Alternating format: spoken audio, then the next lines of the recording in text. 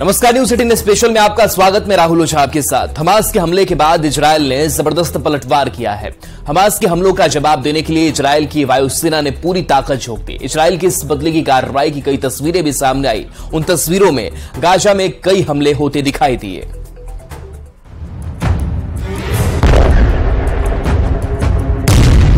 Gaza पर Israel की बमबारी, हमास के हमलों का करारा जवाब, इजरायल का बारूदी प्रतिशोध। आतंकी संगठन हमास के हमलों का जवाब देने के लिए इजरायल की वायुसेना ने ताबड़तोड़ रॉकेट दागे। इजरायल की वायुसेना ने जो तस्वीरें जारी की उनमें हमास के आतंकियों पर बारूद कहर बनकर टूटती दिखाई दी। इजरायल की वायुसेना ने दावा किया कि उसके इस हमले में हमास का लॉन्चिंग पैड तबाह हो गया। इसके साथ ही जिकिम में समंदर किनारे भी इजरायल की सेना ने हमास के कई लड़ाकों को मार गिराया। מקומות שהחמאס מסתתר בהם, פועל מתוכם. נהפוך אותם לאיי חורבות. אני אומר לתושבי עזה, צאו משם עכשיו, כי אנחנו נפעל בכל מקום ובכל העוצמה. बदले की इस जंग में इजरायल कोई कोर कसर छोड़ना नहीं चाहता, क्योंकि हमास ने उसके ऊपर एक दो नहीं बल्कि हजारों रॉकेट की बौछार की। इस बीच इजरायल की एयरफोर्स ने एक और तस्वीर जारी की जिसमें हमास की 4 ठिकाने नजर आए। इजरायल की सेना ने दावा किया कि इन बहुमंजिले इमारतों को उसने हमला करके नेस्तनाबूद कर दिया। इजरायल के दावे के मुताबिक उसकी सेना ने गाजा में हमास के कई मिलिट्री कंपाउंड और मिलिट्री हेडक्वार्टर्स को तबाह कर दिया। खबर यह है कि इजरायल के इस हमले में गाजा में 230 से ज्यादा लोगों की जान चली गई और 1800 से ज्यादा लोग घायल बताए गए। צה"ל יפעיל מיד את כל עוצמתו כדי להשמיד את יכולות חמאס. נכה בהם עד חורמה וננקום בעוצמה על היום השחור הזה שהם עוללו למדינת ישראל ולאזרחיה.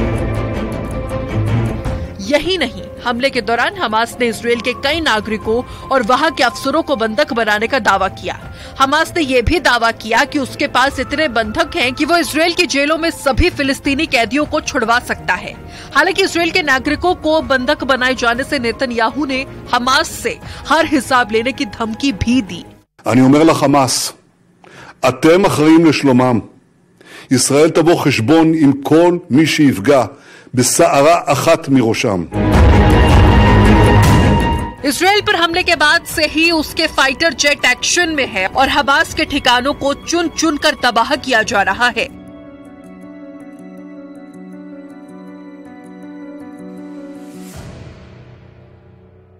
इजरायल और फिलिस्तीन की जंग से तीसरे विश्व युद्ध की आड़ गहराने लगी है। वहीं दुनिया भी 2 खेमों में बढ़ती हुई दिखाई दे रही है।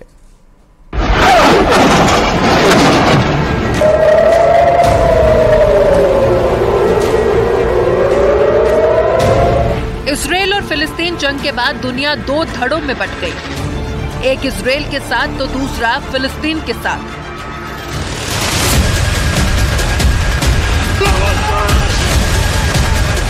अधिकतर इस्लामिक देश फिलिस्तीनियों के साथ खड़े होने की बात करते हैं, तो वहीं इजरायल के प्रधानमंत्री बेंजामिन नेतन्याहू ने 25 देशों को साथ देने के लिए शुक्रिया वो बोल चुके हैं। बड़ा सवाल है, इस जंग में कौन देश किसके साथ है? दुनिया के कौन देश इजरायल के साथ हैं और कौन कौन से देश फिलिस्तीन के साथ हैं?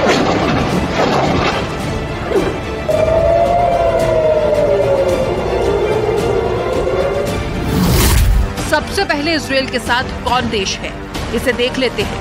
America, Britain, France, Germany, Australia, Albania, Austria, Brazil, Canada, Colombia, Cyprus, Georgia, Hungary, Italy, Slovenia और यूक्रेन जैसे देश इजरायल के साथ खड़े हैं।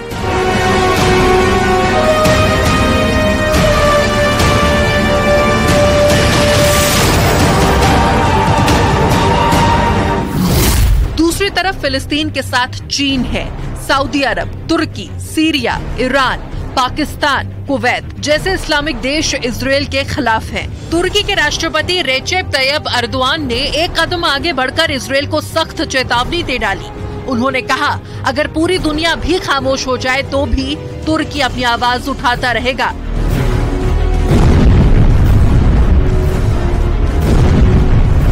इजरायल पर हमास के आतंकी हमले के बाद प्रधानमंत्री नरेंद्र मोदी ने प्रतिक्रिया दी है।